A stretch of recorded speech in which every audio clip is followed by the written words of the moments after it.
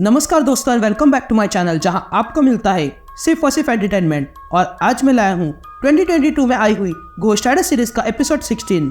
तो यार, अगर आप इस चैनल पर नए हो तो वीडियो को लाइक कर देना और चैनल को सब्सक्राइब कर देना। तो पिछले एपिसोड में आपने देखा कि डॉक्टर ड्यू डैनी से उसका घोस्ट राइडर अलग करती है और हेल में जाती है अपने भाई को लाने के लिए। लेकिन जैसा उसने सोचा था सब कुछ वैसा नहीं होता है और वो स्पिरिट डॉक्टर ड्यू के पास से चली जाती है, जिसके कारण डॉक्टर ड्यू को हेल में ही डिमंस मार डालते हैं। तो वही जॉनी घोस्ट राइडर बन के हेल में आ जाता है और डैनी के स्पिरिट ऑफ करप्शन को वापस लेकर आता है और डैनी को बचा लेता है। अब आगे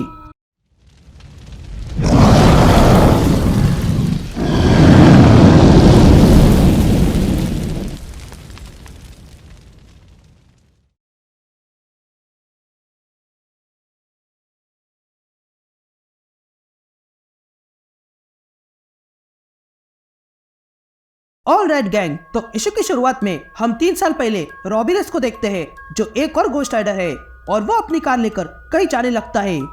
लेकिन तभी उसके सामने एक आदमी आ जाता है। फिर हम 2 साल पहले डैनी गिच को देखते हैं, जो अपनी बाइक लेकर कहीं जा रहा था। लेकिन तभी उसे भी वही आदमी दिखाई देता है। फिर हम आज के समय में जॉनी ब्लेस और तले को देखते हैं, जो कहीं ट्रैवल कर रहे थे।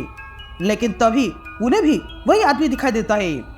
तभी हम तीनों राइडर्स को देखते हैं, जो इस आदमी को देखकर रुक जाते हैं और उस आदमी से पूछते हैं कि तुम्हें कहाँ जाना है, जिस पर वो आदमी कहता है कि बस पास में ही जाना है।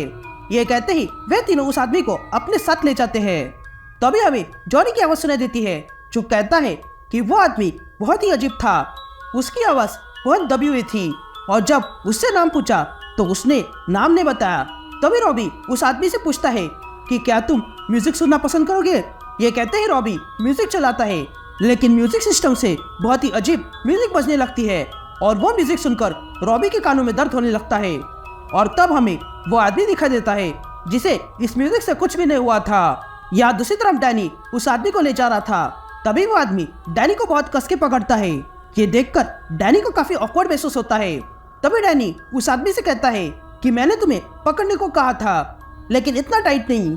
लेकिन तभी वो आदमी डैनी के आर पार होकर बाइक का हैंडल पकड़ लेता है और तब डैनी देखता है कि अब वो आदमी बाइक चला रहा था और डैनी पीछे की सीट पर बैठा था। इधर जॉनी कार चला रहा था कि तभी वो महसूस करता है कि कार का हीटर बंद हो गया है।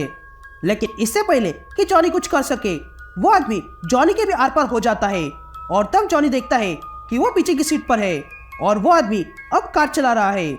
इधर वो आदमी रॉबी के अंदर से भी आर पार होकर कार चलाने लगता है और ये देखकर रॉबी हैरान रह जाता है। तो वही बाइक के पीछे बैठकर डैनी देखता है कि उस आदमी के पास एक बैग है, इसलिए डैनी वो बैग खोलता है और देखता है कि उसमें कई सारे चेहरे थे।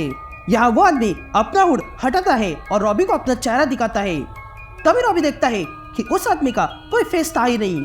तभी वो आदमी रॉबी से कहता है कि तुमने मुझसे मेरा नाम पूछा था ना, लेकिन मेरे तो बहुत सारे नाम है, जिसमें तुम्हारा भी नाम है। ये कहते ही वो आदमी रॉबी की ओर अपना हाथ बढ़ाता है। तभी रॉबी देखता है कि उसका अब फेस नहीं था। तो वही डैनी भी यही देखता है और जॉनी भी यही देखता है। और तब वे तीनों देखते हैं कि उनसे अब उनका घोस्ट राइडर भी अलग हो चुका था। तभी जॉनी कहता है कि उस आदमी ने हमसे हमारे चेहरे ही नहीं बल्कि हमसे हमारी स्पिरिट भी छीन ली है और अब हमारा उन पर कोई कंट्रोल नहीं है। तभी वो आदमी तीनों की स्पिरिट को कंट्रोल करके कहीं पर ले जाता है। तभी हम देखते हैं कि वो आदमी रॉबी को अपने साथ कहीं पर लाता है और तब वो आदमी घोस्ट राइडर को अपने साथ एक जगह पर लाता है, जहां पर बहुत से लोग ऐसे ही स्किन्स निकाल रहे थे। ये देखकर घोस्ट राइडर को गुस्सा आता है और वो उन सबको मार डालता है। या वो आदमी डैनी के घोस्ट राइडर को भी एक जगह पर लाता है, जहां पर भी ऐसे ही लोग थे जो स्किन्स निकाल रहे थे। तभी जॉनी कहता है कि इन लोगों को चर्च ऑफ लेड कहते हैं और इन लोगों का काम है दूसरों की स्किन पहनना, जैसे कि कपड़े पहनते हो। तभी डैनी का घोस्ट राइडर भी उन लोगों को मार डालता है। या वो आदमी जॉनी के घोस्ट राइडर को भी एक गुफा में लाता है, जहां पर इन जैसे लोग थे। तभी घोस्ट राइडर अंदर घुस जाता है और उन्हें भी मार डालता है। उसके बाद हम रॉबी, डैनी और जॉनी को देखते हैं, जिनके पास अब उनके खुद के चेहरे नहीं थे। लेकिन तभी वे तीनों देखते हैं कि उनके घोस्ट राइडर अब उनके सामने खड़े थे। तभी वे तीनों अपने अपने राइडर पर कार और बाइक चला देते हैं और तब हमें जॉनी की आवाज सुनाई देती है, जो कहता है कि हमें हेल फायर चेन और पेनिस्टर की जरूरत नहीं है लड़ने के लिए, और हम ऐसे ही हाथ पे हाथ रख के नहीं बैठ सकते हैं। आज भले ही हम मर जाए, लेकिन हम इनका सामना करेंगे। तभी उन तीनों के साथ कुछ अजीब सा होता है और वे लोग अगले ही पल घोस्ट राइडर से जुड़ जाते हैं। तभी जॉनी कहता है कि उस आदमी को हमारे घोस्ट राइडर से काम था और अब उसका काम खत्म हो चुका है, इसलिए उसने ये वापस कर दिया। हमारे चेहरे भी हमारे पास मिल चुके हैं। तभी वे तीनों देखते हैं कि उनका फेस अब उनके पास था। तो वही वो आदमी वहां से कहीं और चला जाता है किसी और से लिफ्ट मांगने। फिर से शिफ्ट होती है और हम एफबीआई का हेडक्वार्टर देखते हैं, जहां पर वही एफबीआई एजेंट किसी से कहता है कि इन्फर्नल लैब अब खत्म हो चुकी है और उसी के साथ उसके सारे औजार भी, और अब मैं आपकी कोई मदद नहीं कर सकता हूँ। तभी हमें वो आदमी दिखाई देता है जिससे एफबीआई एजेंट बात कर रहा था। तभी वो आदमी एफबीआई एजेंट से कहता है कि मेरा नाम है फादर पाइक और मुझे ऑर्कस ने अप्रोच किया था और मैंने तुम्हें, सीआईए और एफबीआई ने ऑर्कस को रैंक्स दिए हैं और इसलिए तुम इंसानों को म्यूटेंट से बचाने के लिए हमारी मदद कर सकते हो। हमारे कम्युनिटी के बहुत सारे लोग इन्फर्नल लैब के कामों पर ध्यान रखे हुए थे। तभी वो एफबीआई एजेंट फादर पाइक से पूछता है कि ऑर्कस आखिर मुझसे चाहता क्या है, जिस पर फादर पाइक कहता है कि ज्यादा कुछ नहीं, बस नया वेपन प्लस प्रोग्राम शुरू कर दो और साथ ही project Hellfire. Orcus paper ready कर देंगे, लेकिन तब तक क्यों ना हम हाथ मिला ले।